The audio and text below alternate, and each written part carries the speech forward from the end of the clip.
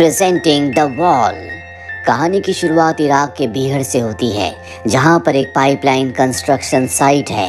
यहां के कॉन्ट्रैक्टर को और उसकी सिक्योरिटी को किसी ने मार दिया है। इसीलिए यहां पर आइजैक नाम का एक स्नाइपर और उसके साथी मैथ्यू को भेजा जाता है। मैथ्यू एक स्पॉटर है, यानी कि वो टारगेट का पता लगाता है। ये दोनों के दोनों अमेरिकन सोल्जर्स हैं। ये उस साइड से कहीं दूर एक जगह पर घात लगाकर बैठे होते हैं, ताकि इन्हें उस किलर की लोकेशन का पता चल जाए जिसने यहाँ पर लोगों को मारा है। इन्हें पूरा विश्वास है कि इन्हीं की तरह यहाँ पर कोई और स्नाइपर भी है जो लोगों को मार रहा है। पिछले 22 घंटों से ये दोनों के दोनों एक जगह पर शांत अपनी पोजीशंस पर लेटे हुए होते हैं, लेकिन 22 घंटे बीत जाने के बाद भी इन्हें कोई सुराग नहीं मिलता कि इनके आसपास कोई दूसरा स्नाइपर है। इसीलिए मैथ्यू कहता है कि मुझे लगता है कि यहाँ पर हमारे अलावा कोई नहीं है। यहाँ पर जितने लोगों को मारा गया है वो किसी ग्रुप का काम है। मैं नीचे जाकर देखना चाहता हूँ, लेकिन आइजैक उसे नीचे जाने से मना कर देता है। वो कहता है कि मुझे पूरा विश्वास है कि ये ज्यूबा का काम है, जो कि एक इराकी स्नाइपर है। उसी ने यहाँ पर सब लोगों को मारा है। पर उसकी बात मैथ्यू नहीं मानता और वो नीचे जाने लगता है। दरअसल मैथ्यू का सब्र अब पूरी तरह से जवाब दे चुका है। नीचे जाते हुए वो लगातार आइजैक से रेडियो पर बात कर रहा होता है, और जब वो उस जगह पर पहुंच जाता है जहां पर लोगों को मारा गया है, तो वो देखता है कि हर किसी को हेडशॉट लगा है। वो समझ जाता है कि यहाँ पर कोई ना कोई स्नाइपर है, पर इससे पहले कि वो कुछ कर पाता उसके पैर पर गोली लगती है। वो वहीं ज़मीन पर गिर जाता है। आइजैक ये देख लेता है। वो अपने साथी को बचाने के लिए उसकी तरफ भागता है, पर वो जिगजैग भाग रहा होता है, क्योंकि उसे पता है कि स्नाइपर उस पर भी निशाना लगाएगा। स्नाइपर आइजैक पर कई सारी गोलियां चलाता है, लेकिन वो बचते हुए अपने साथी के पास पहुंच जाता है। जैसे वो मैथ्यू के पास पहुंचता है, उसके पैर पर भी एक गोली लगती है, जिसके बाद वो अपनी जान बचाने के लिए दीवार के पीछे चला जाता है। उसका साथी वहीं पर दर्द से कराह रहा होता है। वो आइजैक से कहता है कि मुझे माफ़ कर दो, मुझे तुम्हारी बात मान लेनी चाहिए थी। आइजैक के पैर पर भी बहुत दर्द हो रहा होता है, इसीलिए वो अपने पैर के खून को बंद करने के लिए उस पर पट्टी बांधता है। इसके बाद वो अपना रेडियो निकालता है ताकि हेडक्वार्टर कॉल करके वो यहाँ पर मदद मंगवा सके। लेकिन वो देखता है कि उसके रेडियो का एंटीना टूट चुका है, जिसका मतलब ये है कि वो अपने हेडक्वार्टर से कांटेक्ट नहीं कर सकता। वहीं उसका साथी मैथ्यू, जो कि अब आइजैक के पास आना चाहता है, पर आइजैक कहता है कि तुम बिल्कुल मूवमेंट मत करना, वरना स्नाइपर को पता चल जाएगा कि तुम जिंदा हो और वो तुम पर निशाना लगाकर तुम्हें मार देगा। जिस तरह से तुम वहाँ पर लेटे हो, बिल्कुल उसी तरह से लेटे रहो। इसके बाद वो दीवार के खोल में स्पॉटर लगा देता है, ताकि स्पॉटर की मदद से उसे दूसरे स्नाइपर की लोकेशन का पता चल जाए और वो उस पर निशाना लगाकर उसे मार दे। साथ ही उसके पैर में बहुत दर्द हो रहा होता है, इसीलिए वो अपने पैर में लगी गोली को निकालता है। बहुत ज़्यादा खून बहने की वजह से वो बेहोश हो जाता है। कुछ देर के बाद जब उसे होश आता है, तो उसके रेडियो में किसी की आवाज़ आ रही होती है। दरअसल कोई उसे कांटेक्ट करने की कोशिश कर रहा है। आइजैक उससे बात करता है। आइजैक बताता है कि हमें गोली लगी है, कोई हमें यहाँ पर मारने की कोशिश कर रहा है। हमारे आसपास कोई स्नाइपर है जिसकी लोकेशन का हमें नहीं पता। दूसरी तरफ से आ रही आवाज़ उससे पूछती है कि तुम मुझे अपनी लोकेशन बताओ। आइजैक बताता है कि मैं पाइपलाइन कंस्ट्रक्शन वाली साइट पर हूँ, मेरे साथ मेरा साथी भी है। इसके बाद वो आवाज़ कहती है कि मुझे अपनी एग्जैक्ट लोकेशन बताओ, या जहाँ पर तुम हो वहाँ पर खड़े हो जाओ, या हवा में फायर करो ताकि हम तुम तक पहुँच जाए। आइजैक समझ जाता है कि ये कॉल उसके हेडक्वार्टर से नहीं आया, बल्कि ये उसी स्नाइपर का है जिसने उसे गोली मारी है, क्योंकि जो सवाल वो उससे पूछ रहा होता है वो सब रूल्स के खिलाफ हैं। आइजैक उसके एक्सेंट को ध्यान से सुनता है। उसे समझ में आ जाता है कि ये कोई अमेरिकन नहीं है, दरअसल ये उसी इराकी स्नाइपर का कॉल होता है। उसे आइजैक के रेडियो की फ्रीक्वेंसी मिल गई थी, इसीलिए दूसरी तरफ से वो एक बड़े अमेरिकन ऑफिसर होने का दावा कर रहा था। पर अब आइजैक को समझ में आ चुका है कि ये वही स्नाइपर है, इसीलिए अब वो अपने बेस से कांटेक्ट करना चाहता है। पर वो स्नाइपर कहता है कि अगर तुमने मुझसे बात नहीं की तो मैं तुम्हारे साथी को मार दूंगा। मुझे पता है कि वो अब भी जिंदा है, इसीलिए मजबूरी में आइजैक को उससे बात करनी पड़ती है। वो आइजैक से कई सारे सवाल पूछता है, लेकिन आइजैक उसके हर एक सवाल का जवाब नहीं देता। आइजैक को बहुत प्यास लगी होती है। वो अपने बैग से पानी की बोतल निकालता है, लेकिन वो देखता है कि पानी की बोतल पर गोली का निशान है। इस वजह से पूरा पानी गिर गया होता है और अब दूसरी तरफ से स्नाइपर कहता है कि मैंने ही तुम्हारे रेडियो के एंटीना को गोली मारकर तोड़ा था। इसके बाद मैंने तुम्हारी पानी की बोतल पर निशाना लगाया ताकि तुम्हारा पूरा पानी गिर जाए।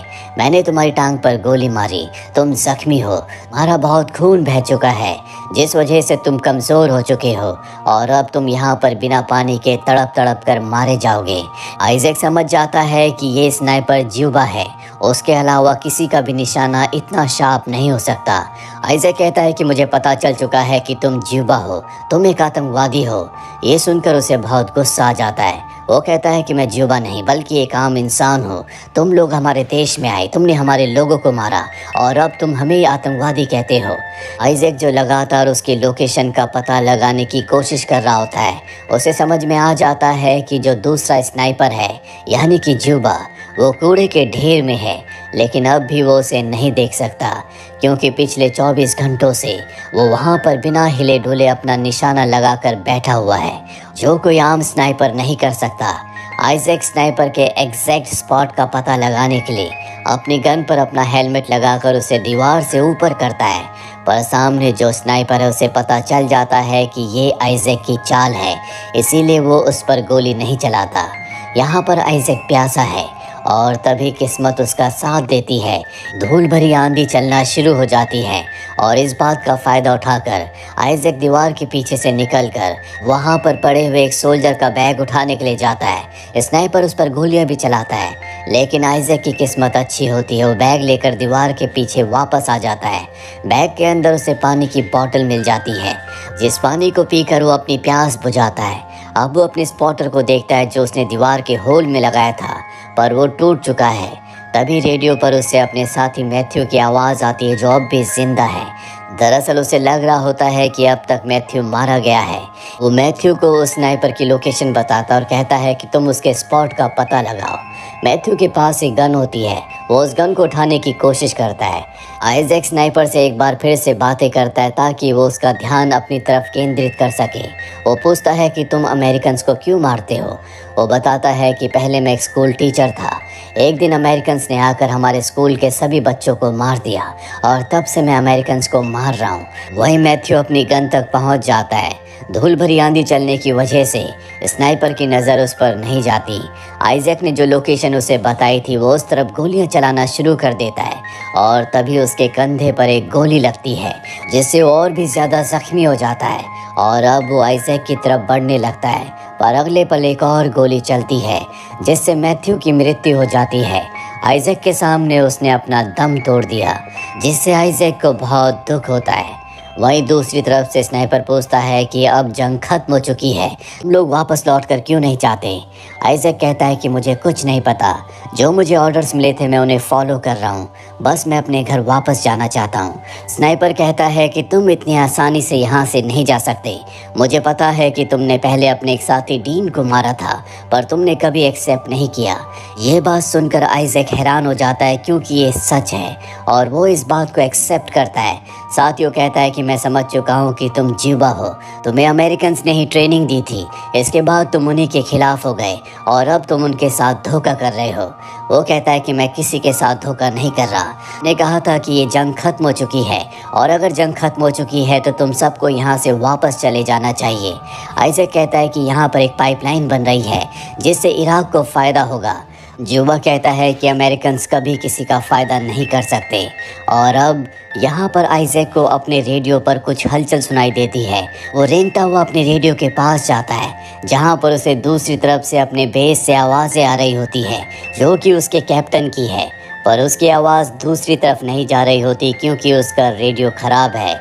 ज्यूबा आइजैक बनकर उसके कैप्टन से बातें करता है और कहता है कि यहाँ पर सब कुछ ठीक है, बस तुम मुझे यहाँ पर लेने आ जाओ।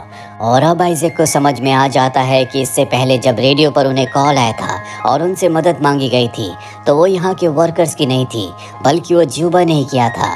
ज्यूबा ने अपने रेडियो को अमेरिकन चैनल पर ट्यून कर रखा है और अब जो भी आइजैक की और मैथ्यू की मदद करने के लिए आएंगे ज्यूबा उन्हें भी मार देगा, पर वो कुछ नहीं कर सकता क्योंकि वो बहुत जख्मी है, उसका बहुत खून बह चुका है, साथ ही वो बहुत ज़्यादा थका हुआ है, इसीलिए वो बेहोश हो जाता है। पर कुछ ही देर बाद उसके पैर पर एक क्रो बैठता है, जिससे उसकी आँख खुल जाती है।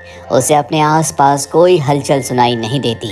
वो समझ जाता है कि जो दूसरा स्नाइपर है वो भी सो चुका है, इसीलिए एक लकड़ी पर रस्सी बांधकर अपने साथी मैथ्यू की गन को अपनी तरफ खींच लेता है और उस कचड़े के ढेर पर गोलियां चलाता है। और तभी उसे हेलीकॉप्टर के आने की आवाज़ सुनाई देती है, जो कि एक अमेरिकन हेलीकॉप्टर है।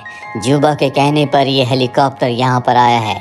इसका मतलब ये है कि ज्यूबा इन्हें भी मार देगा, इसीलिए उन्हें बचाने के लिए आइजैक अपने सामने की दीवार को गिरा देता है, जिससे चारों तरफ धूल उड़ने लगती है। जिसके बाद वो कचरे के ढेर पर कई सारी गोलियां चलाता है, लेकिन वहां से कोई गोली नहीं चलती। आइजैक समझ जाता है कि ज्यूबा मारा गया, इसीलिए वो खड़ा हो जाता है। जिसके बाद हेलीकॉप्टर उसके पास लैंड करते हैं। उसे स्ट्रेचर पर लेटाकर वो हेलीकॉप्टर में ले जाते हैं। हालांकि वो अपने साथी सोल्जर्स को बताता है कि कचरे के ढेर में ज्यूबा छुपा हुआ था, एक बार फिर से तुम्हें वहां पर चेक कर लेना चाहिए। और हेलीकॉप्टर का शोर इतना ज़्यादा होता है कि उन्हें उसकी बात समझ में नहीं आती और वो उसे लेकर यहाँ से टेक ऑफ करते हैं। और तभी ज्यूबा, जो कि अब भी कचरे के ढेर में छुपा हुआ है, वो हेलीकॉप्टर पर गोलियां चलाता है और एक एक करके पायलट के साथ सभी सोल्जर्स को मार देता है, जिस वजह से हेलीकॉप्टर क्रैश हो जाता है और इस क्रैश में आइजैक की भी मृत्यु हो जाती है। वहीं अब ज्यूबा एक बार फिर से रेडियो से अमेरिकन हेडक्वार्टर में कॉल करता है और मदद मंगवाता है। इसका मतलब ये है कि एक बार फिर से यहाँ पर कोई और आएगा और ज्यूबा उसका भी खात्मा कर देगा। और इसी अंत के साथ ये फिल्म, ये कहानी यहीं पर ख़त्म हो जाती है। उम्मीद करते हैं कि ये कहानी आपको पसंद आई होगी।